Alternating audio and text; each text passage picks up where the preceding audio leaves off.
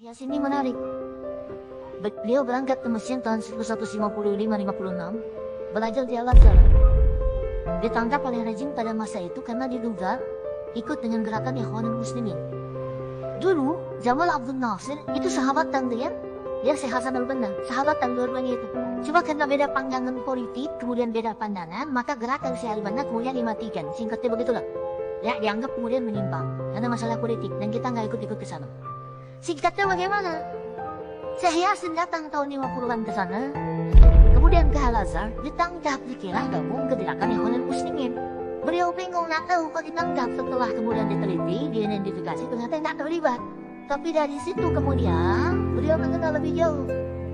Ikut ke situ, ikut gerakannya, ikut kemudian apa yang dilakukan dari gerakan-gerakan tarbiyahnya sampai pada tanggal 14 Desember tahun 1987 ketika melihat realita tidak ada yang berjuang lagi, sementara anak-anak ditawan, perempuan dibunuh, orang di jalanan ditembak begitu saja, masyarakat dipecah belah, Al-Aqsa semakin digali semakin dekat, tidak ada yang mempertahankan sementara dunia Islam di luar tidur semua. Maka beliau membentuk dengan sahabat yang 6 orang, termasuk di situ ada Syekh Dr. Abdul Aziz Rantisi, ya, dengan beberapa kolega yang lain. Maka didirikanlah gerakan Harakah Muqawamah Al-Islamiyah, disingkat dengan Hamas namanya. Itu yang sekarang jadi trending topik itu. Ya. Maka dari tahun 80-an itu mereka dididik oleh Syekh Yasin dengan Al-Quran. Diajarkan kepada mereka tentang kisah-kisah ini. Bagaimana perjalanan Yahudi, karakternya, bagaimana sifat penakutnya, bagaimana cara masuk ke mereka, bagaimana, seperti apa gambarannya. Dan dihitunglah siklus 40 tahunan. 1987, 40 tahun ditambah itu berapa? 2027. Jadi disiapkan oleh beliau 3 fase di surah Al-Isra yang tadi dibaca, khususnya ayat 4 sampai dengan ayat ke-7-nya. Wa qadayna ila bani Israila fil kitab la tufsiduna fil ardi marratayn wa la ta'lunna 'uluwan kabira. Bani Israel itu kata Allah sudah tetapkan jalanannya. Dari sejak generasi ini berjalan selalu merusak dan mewarisi karakter-karakter tadi. Ya, maka apa yang terjadi? Kerusakan akan terus dibangun sampai ada kemudian ketiga fase. 3 fase ini sudah selesai 2, sekarang masuk yang ketiga. Maka yang ketiga ini faida jaa wa'dul akhirati. Maka jika datang janji Allah yang terakhir untuk mereka. Apa fase yang ketiga ini? Ada 3 bagian lagi. 1, liyasu'u wujuhakum. Yang kedua, waliyadkhulul masjida kama dakhalu awwala marrah. Yang ketiga, waliyutabbiru ma 'alau tatbira. Ya. 1 sekarang sedang diperlihatkan, liyasu'u wujuhakum.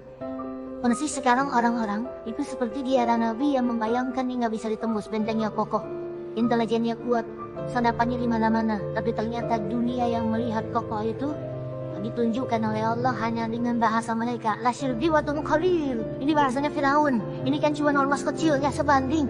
Ormas kecil yang gak sebanding ini ternyata telah bisa mengintercept semua bagian-bagian itu. Dia bisa tembus bentengnya, dia masuk ke dalamnya. Liyasu'u wujuhakum. Tujuannya bukan untuk menunjukkan mereka mampu, bukan.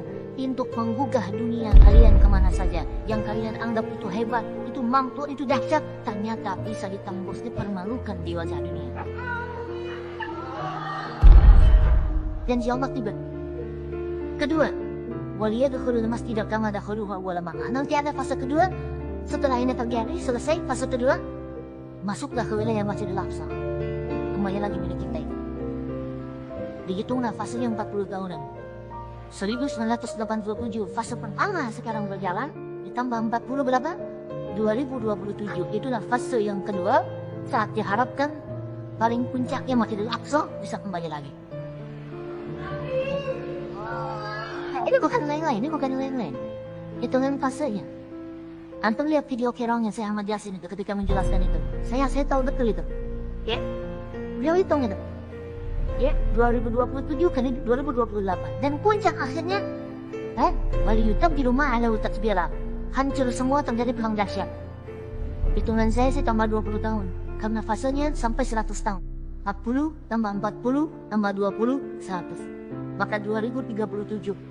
Silahkan cek orang-orang yang ada menghitung di pertahanan sejarah. Antum tanyakan pada yang bilang halas, pada di macam-macam. Bagaimana kekuatan dunia Pancasila ini, saya yakin hitungan mereka 2037 terjadi sesuatu yang dahsyat. Terbanglah sampai 2040, di atas 2040 itulah generasi emas akan muncul. Makanya Indonesia masuk generasi 2045. Itu tadi itu. 2030 pembukanya, makanya sekarang punya visi 2030 semua. Saudi visi 2030, Rusia, Cina, Afrika Selatan, Brazil visinya 2030 dengan bikin duit situ. Semua visinya ke sana. Dan yang paling dahsyat, hitungan itu secara spesifik disyaratkan sudah ada dalam Al-Quran. Dan ini bukan ilmu tak-akid, bukan viral TikTok.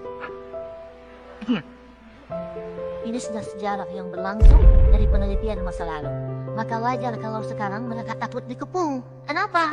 Karena ketika Hamas datang dengan pasukannya darat, laut, udara, itu mempraktikkan surat Al-Hasyr yang sudah mereka pelajari bertahun-tahun. Datang lewat darat, lewat laut, lewat udara, takut mereka semua. Tapi bentaklah kemudian kolega-koleganya datanglah kapal induk dua dari Amerika. Satu lagi datang, Inggris datang, kemudian Kanada datang, Jerman siapkan pasukan. Kenapa? Karena trauma dengan pengepungan.